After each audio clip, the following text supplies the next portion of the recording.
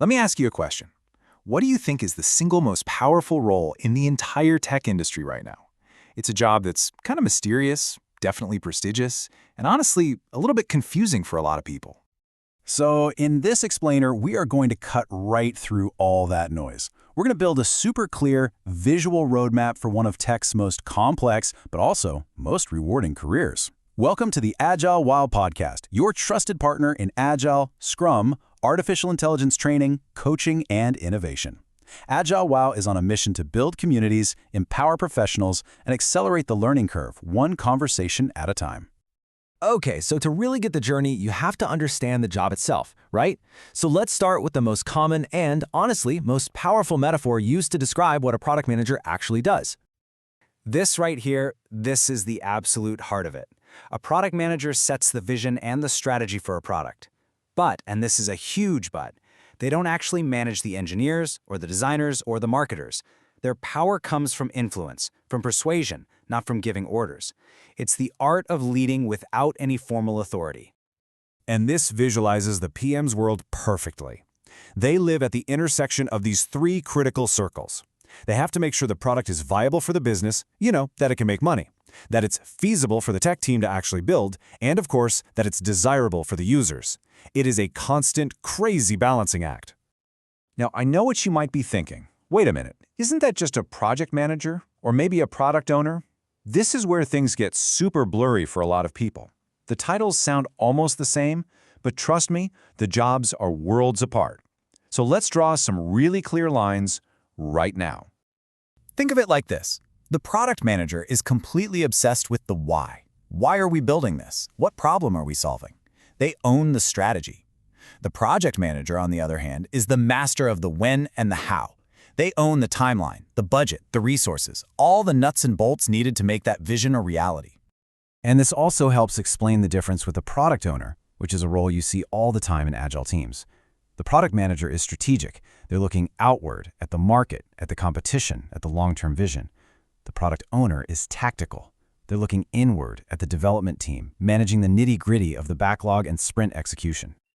Okay, so we've got a handle on what the job is.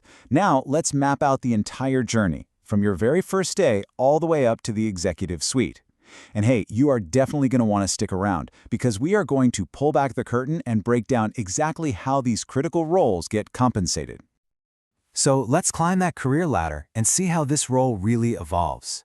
It's not just about getting a fancier title. It's a fundamental shift in your focus. You go from doing the work to defining the work. The path pretty much always starts here. As an associate PM, you are all about execution, writing requirements, analyzing data, just learning the ropes. Then you level up to a full product manager, where you get to own a piece of the product. Then comes the big leap, senior PM. You're not just managing features anymore, you're driving the huge, complex, strategic projects that can really move the needle. So how long does that all take? Well, on average, to get to that senior product manager level, which is a huge milestone, you're looking at about 4 to 6 years. And this is the point where your career can really accelerate. And once you hit that senior level, things get really interesting. The career ladder actually splits. It's like a choose-your-own-adventure moment, where you have two very different but equally powerful leadership tracks to pick from. Path number 1 is for the master craftsperson. This is the individual contributor, or IC track. This leads to roles like principal product manager. Here, your goal isn't to manage people, it's to achieve an insane level of strategic depth. You get to solve the company's absolute gnarliest problems and become the go-to expert in your domain. And path number 2? Well, this is all about scaling your impact through other people. The people leadership track is where you start managing other PMs. You go from owning a product to owning an entire portfolio of products. And your focus totally shifts to building great teams and setting the vision for a whole organization. All right, remember that promise I made earlier about the money? Let's close that loop. We've seen the responsibility, we've seen the career path, so let's talk about the rewards. Just a quick reminder, this episode is brought to you by AgileWoW.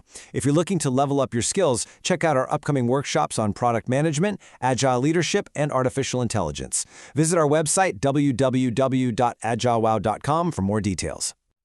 So how do product managers get paid? Well, it's rarely just about the salary. It's a whole package deal called total compensation. You've got your base salary, your guaranteed income. Then there's a performance bonus, which is a yearly reward for success. And crucially, you have stock or equity. That's your real ownership stake in the company's future. And that package can look wildly different depending on a few key things. Working at a huge FAANG company will pay very differently than an early-stage startup.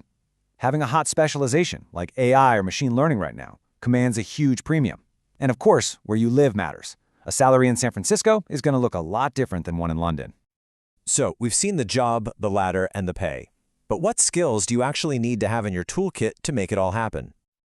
A great PM is a true hybrid. You absolutely need the hard skills, the measurable stuff like building a roadmap, analyzing data, and understanding the tech. But just as important are the soft skills, the ability to tell a compelling story, to have real empathy for your users, and to manage all the different stakeholders who all want different things. It's this unique blend that makes the role so special. And now, for the question that's probably on everyone's mind, how do you get your foot in the door? How do you land that very first product manager job, especially if you're not in the field already? Let's just bust the biggest myth out there right now. No, you do not need a computer science degree. You do not have to be a former engineer. However, and this is non-negotiable, you must have technical fluency. You have to be able to speak the language of engineers and understand how technology gets built. In fact, most PMs actually transition from other roles. Engineers can leverage their amazing technical depth. Marketers and salespeople can leverage their deep customer empathy. Even project managers can make the leap by learning to shift their focus from how something gets built to why it should be built in the first place. Your background is your biggest strength. So there it is. We've covered the role, the skills you need, and the ladder all the way to the top. The roadmap is in your hands. Now the only question left is, which path will you choose? Thanks for tuning in to the podcast supported by AgileWoW. If you enjoy this episode, make sure to follow the podcast, leave us a review, and share it with your team. And if you want to advance your Agile journey, check out AgileWoW's upcoming trainings, events, and workshops. Until next time, stay agile, stay curious.